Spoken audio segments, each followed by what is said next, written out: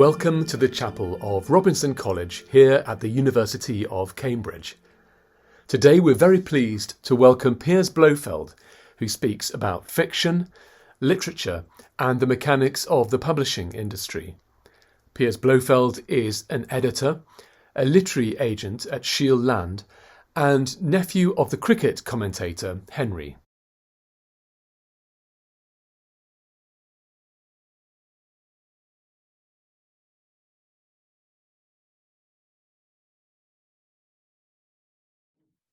Piers Blofeld, very warm welcome to Robinson College. Hi. Hi.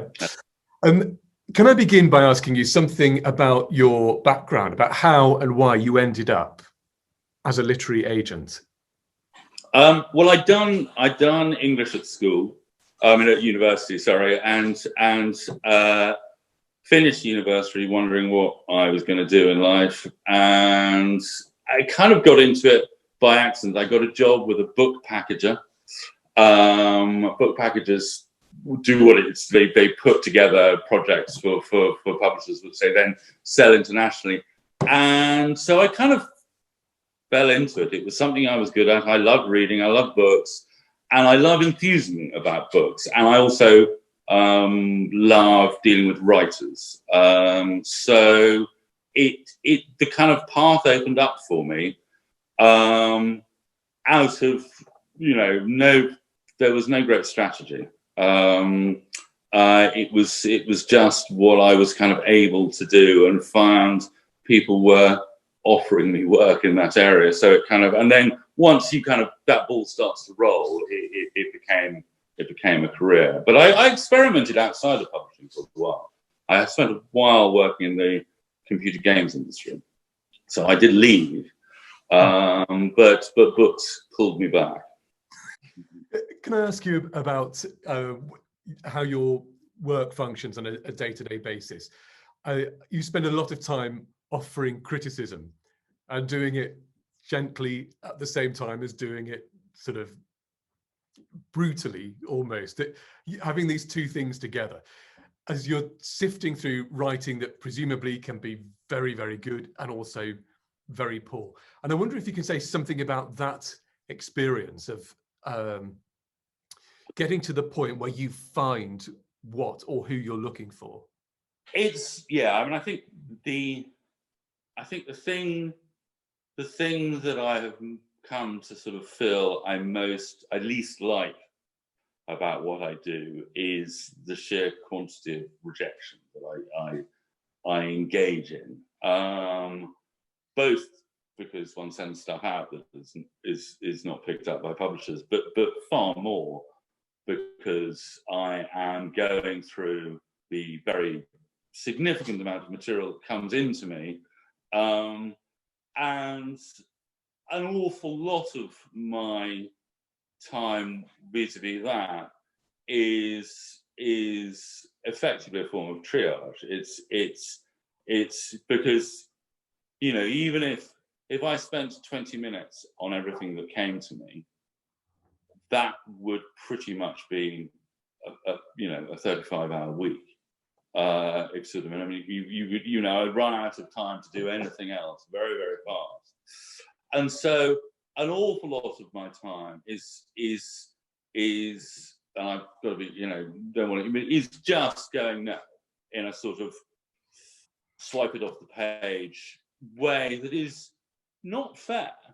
And I've tried in videos and stuff to be quite honest about that, and have said that it's preferable to be, I think, at least to be relatively quick.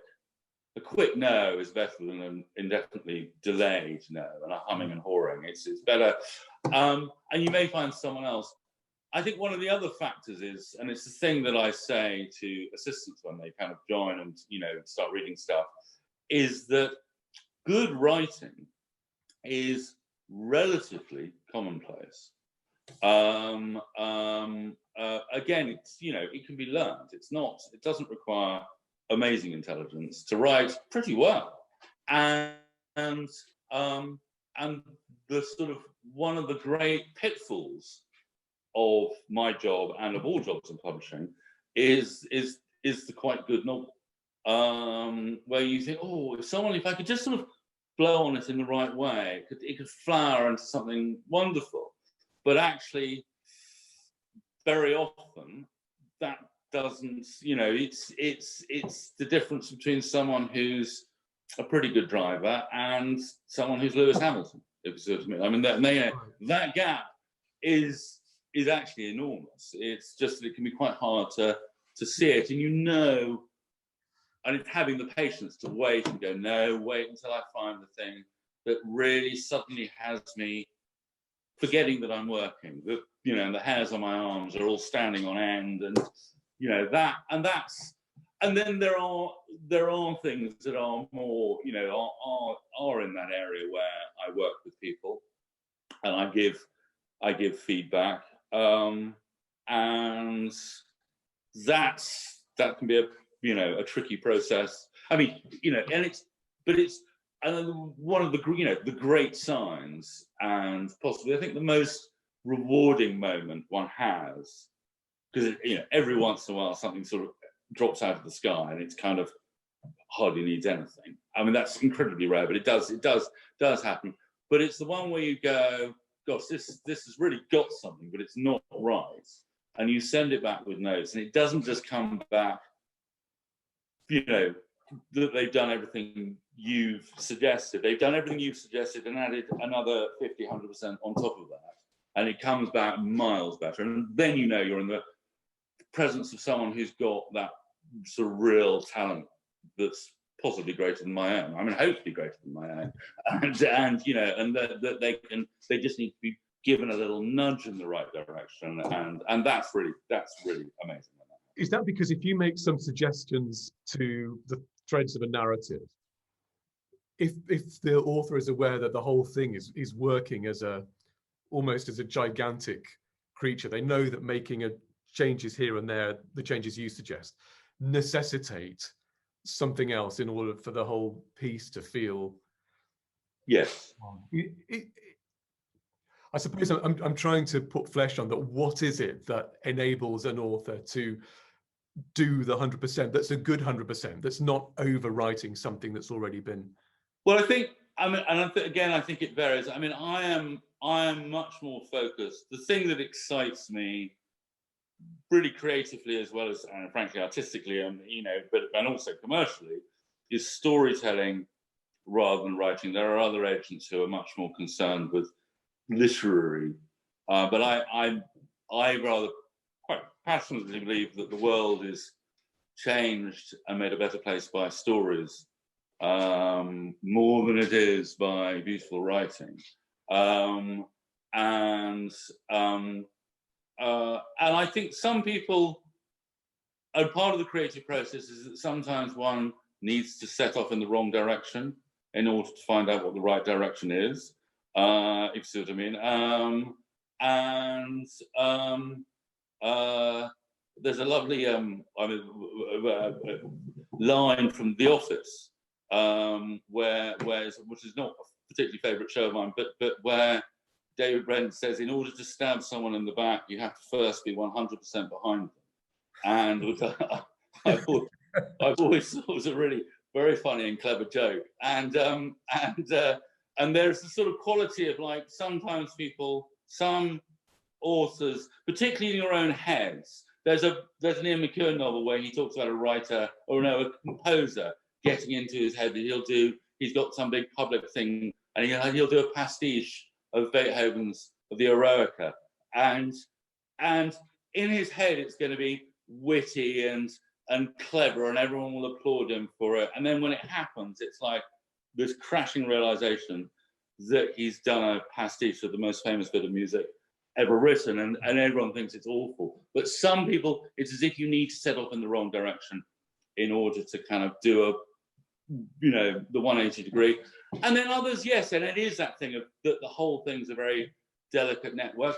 And I think an awful lot of good storytelling is very connected to good writing, and good writing is to do with having a really musical ear, and you've got to hear it. and you can't teach that, you know. But you can sort of somehow, if you hit the note and go, no, that's a bum note, they go, oh God, of course, I can hear that. The moment you point it out, it's like, yes, yeah. Right now, I know what I'm doing, you know, and off they go.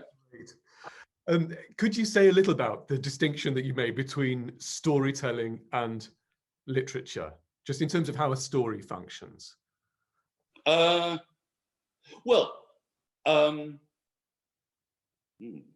it's a very difficult area. It's one of those. I think part of it is that my roots in publishing were my first sort of proper job was at a small literary publisher called Quartet, and I worked on very literary things, which I loved in many ways, sort of European classics in translation, and it was a very kind of erudite list. And that distinction, and one of the issues I have why I don't particularly tread literary paths now is because an awful lot of what gets praised as literary is, and I won't mention any names because I don't want to get into trouble, but is not that literary. It's what an editing friend of mine calls faux brow. You know, it's not that highbrow, but it kind of seems like it is, or it has enough chops that people will regard it as being literary, even though actually it's a bit of a potboiler. And there's nothing wrong with potboilers. And I kind of I find there's an honesty in stuff that just concentrates on telling the story. You know, there is classically supposed to be a distinction between, you know, does the story in thrillers, the story bends the characters to fit the shape of the narrative, and that can be problematic. But there are people, you know, I don't know, a Jodie Picoult or whatever it is, who are storytellers, and or Stephen King. I mean, it's a sort of classic, you know, and they just tell the, you know, and that I think is a tremendously exciting space to be in, and it's the one that I think touches people's lives in a mass way, and a way of particularly reaching younger readers. You know, it's the thing that really, yes, turns you on for the rest of your life, I think, and that's, you know, that I think yeah, exciting. That's one of the things I was going to ask you. I mean, in a profession like this, do you still enjoy reading books that you're not involved with? Not nearly, no, not as much as I should. It takes, I mean, when I go on holiday, it takes about a week, and then I start to read for pleasure again. But I find it very hard, and that's, you know, partly because, you know, if I take a client on, I am committing to reading that novel. If it's fiction, non-fiction is different. Well, actually, non-fiction I might arguably have to read even more times. But taking a novel on, I'm committing to reading that novel 3 times. So I'll read it at the time that I say, I think this is wonderful, let's go for it. I'll do a set of notes on the back of that. I'll get something back, I'll reread it, and I'll do a second set of notes. And then if I can face it, and I really should, because there's always stuff to pick up on, you know, there's a third time. By that stage, I no longer know whether I like it or not. Or, I mean, you know, I feel as well, I can't see the wood for the trees. It's lost all freshness. Yeah. My sort of taste buds have gone numb, so to speak, and that is it's you know, it's hard. One's kind of, you know, I have to keep a very clear memory of how excited I felt that first read, because that's all that anyone else is going to do. I mean, it's read it that time, and so that does, you know, there are lots of books that sit optimistically by my bed, and I do kind of pick them up, but actually, you know, I don't necessarily read more than a couple of pages before my eyelids sort of downwards, and I'm asleep. Yeah. Can I ask you, I don't know if this is the kind of thing that you would want to answer, but say in a normal working week, the number of emails that you'll get from people looking for representation, in comparison then with the number that you might eventually take on. It's less than 1%. Wow, okay. You know, yeah, there's an awful lot of, I mean, and you know, there's a, right, because writing, I mean, again, one of the things I love about books and writing is that it is so democratic. I mean, all you need is a pad of paper and a pencil. And everyone knows how to tell a story, because we all tell stories in our lives. Sure. So everyone, you know, as the saying goes, everyone's got a book in them. And for the vast majority of people, that's a form of a very healthy form of therapeutic exercise. Mm-hmm. And I think they sort of know that. They hope that somehow magically they'll turn into J.K. Rowling or whatever it is, and or that lightning will strike. We all hope that we exceed that, but they're kind of aware that it's unlikely that it's going to, you know, lead to that much, but they still do it because they enjoy the process. I think it's a way of, you know, giving our inner thoughts and feelings more meaning, which we all need, and a feeling of being connected to the possibility of something greater. And I think that's, you know, and then of course we've written, it's kind of coming to an end now, or has flattened down the self-publishing sort of internet disruption wave, which told everyone that it was going to be, there was this amazing new world on its way, and that all the middlemen were going to be swept aside, and I mean, you know, which hasn't happened for all sorts of reasons. Well, principally because you need people like me, you know, to filter out, you know, no one wants to read quite good books all the time. You want to read outstandingly good books, you know. That's the trouble. So it's a filtering process that you're involved in then, presumably.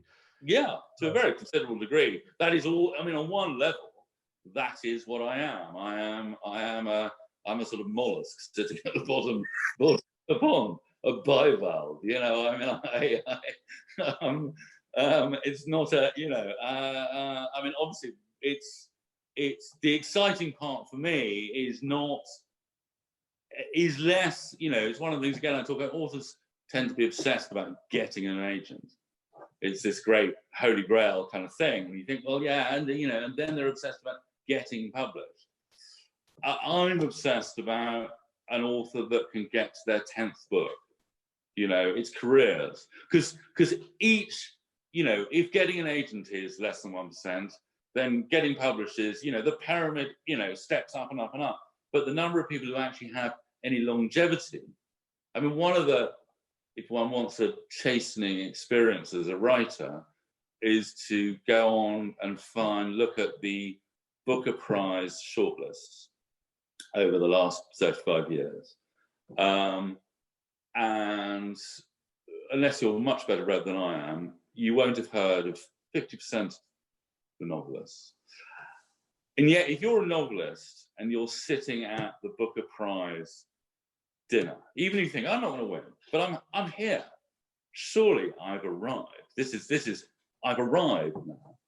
And yet the brutal fact is that for the majority of them, there's an exit sign over their head, and you know, which they haven't seen, and you know, writing careers are terrifyingly short, and publishing is, you know, it just, you know, didn't work, right, on to the next one.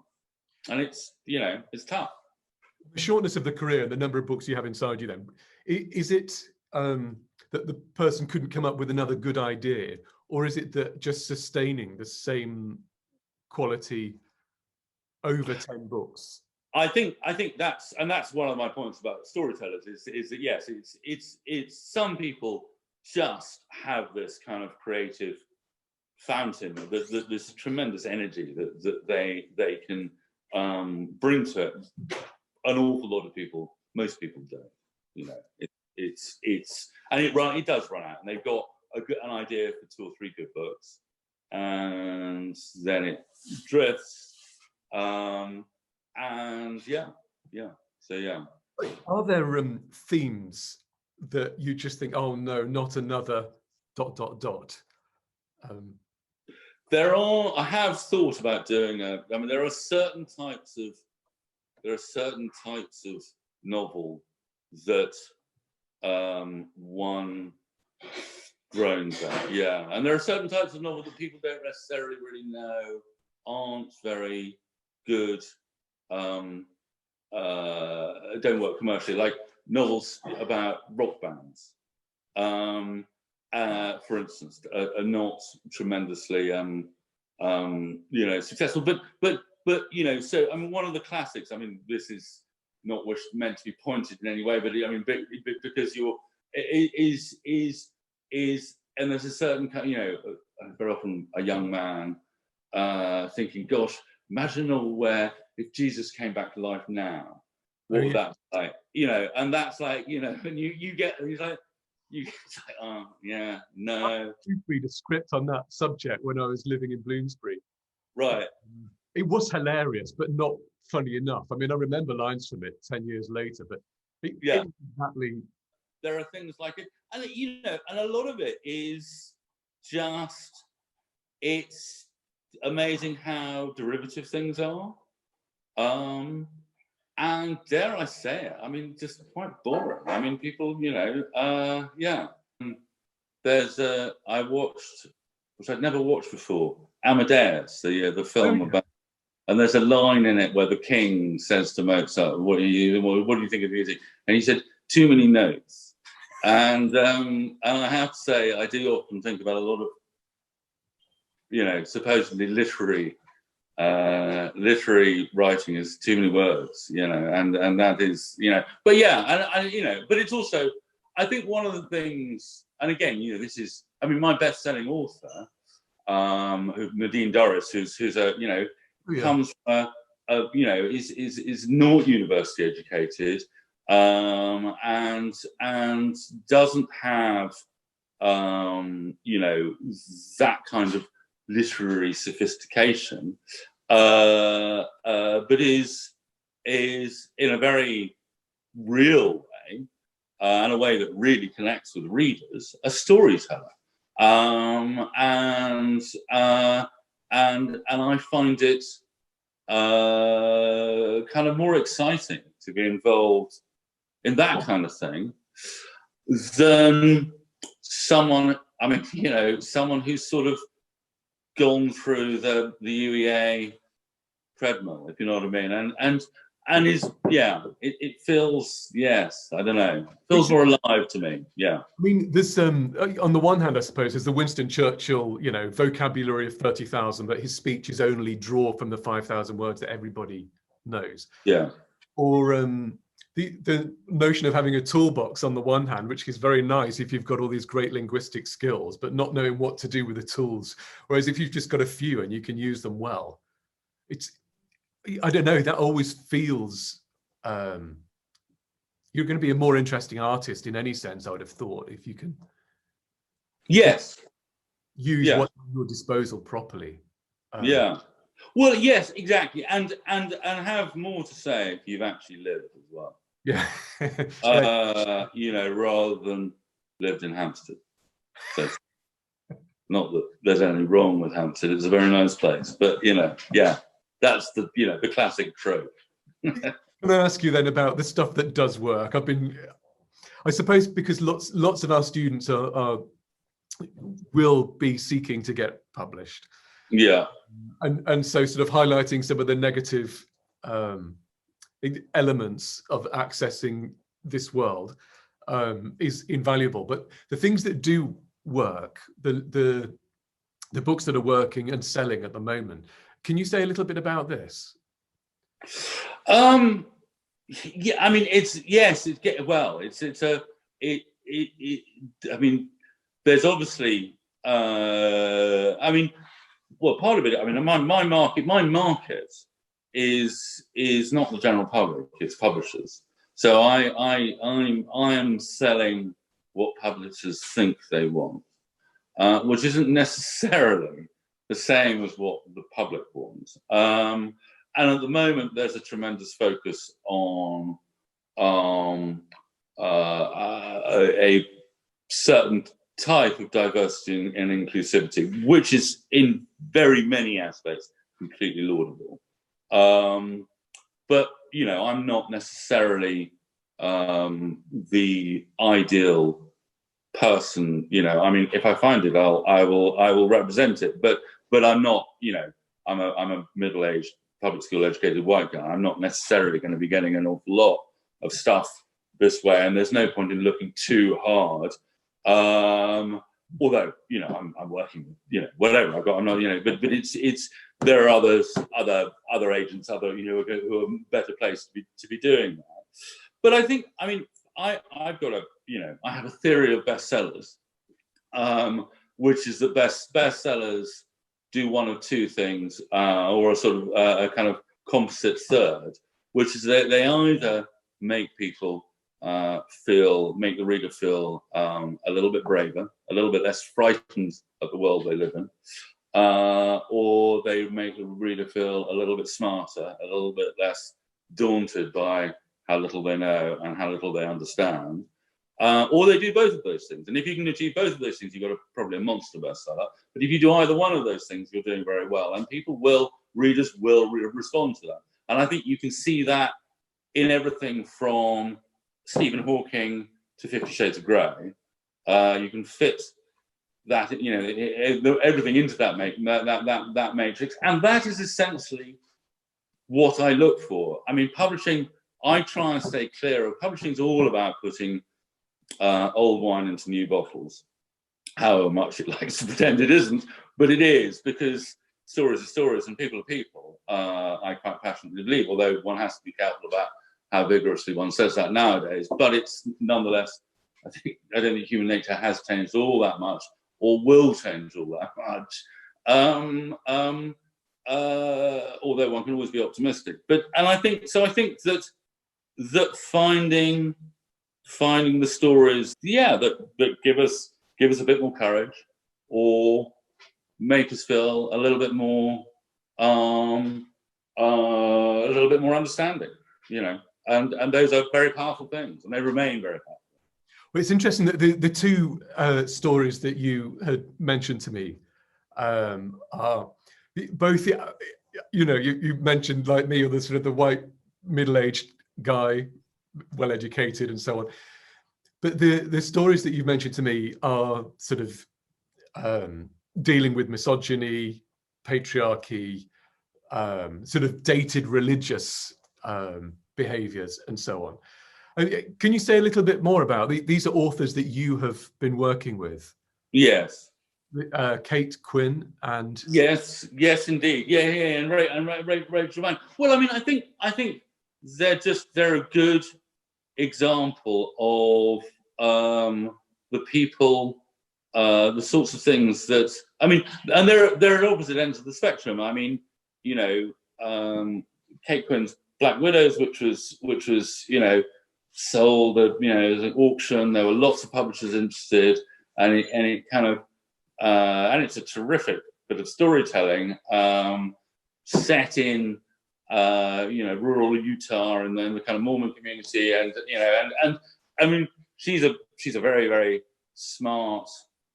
She's been writing. Well, she's a young woman, but she's been writing a long time, and is very, very professional about her writing.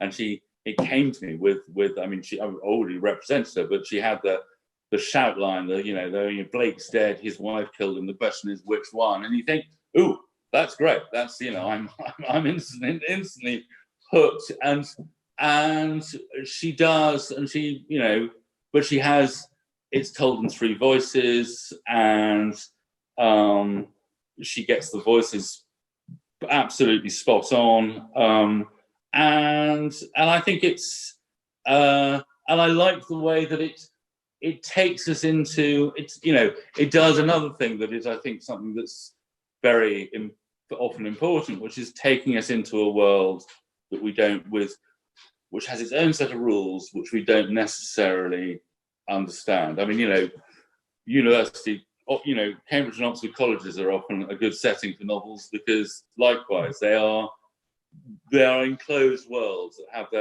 their own possibly arcane sets of rules and hierarchies that are a great place to sort of put mysteries and put set a narrative within.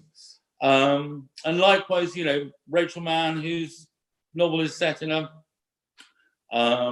Anglican seminary, and that was much more. I mean, it's interesting because both of them. I mean, look, I'm sort of mentioning it because it struck me that they're both about.